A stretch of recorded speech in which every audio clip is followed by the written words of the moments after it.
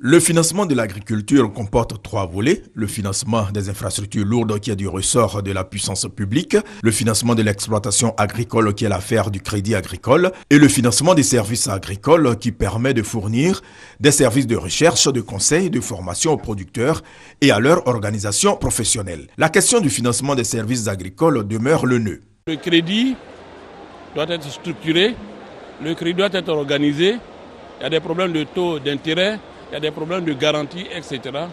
Mais c'est la profession bancaire, l'État et tous les acteurs qui doivent pouvoir trouver donc des solutions. Le financement relève à la base du métier de la banque.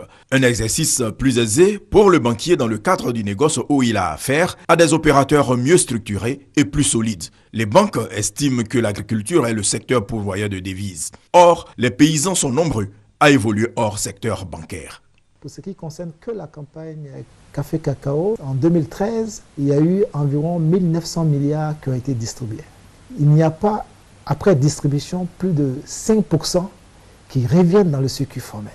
Donc pour les banques, en fait, pour tout ce qui concerne en fait, des initiatives d'approche vis-à-vis du monde paysan, nous sommes partants parce que par derrière, ça nous permet en fait d'améliorer le taux de bancarisation de ces populations-là, afin qu'on puisse, les avoir dans notre système comme clients, collecter leurs dépôts et puis également augmenter notre capacité de transformation. Les États se sont engagés à Maputo à consacrer 10% de leur budget annuel au secteur agricole. En Côte d'Ivoire, l'agriculture représente 22% du produit intérieur brut et la part accordée au secteur est inférieure à 5%.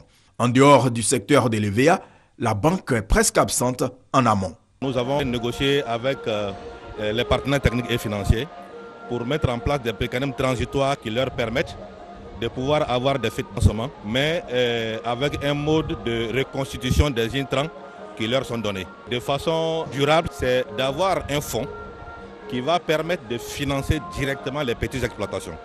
Et nous avons pu obtenir ce fonds.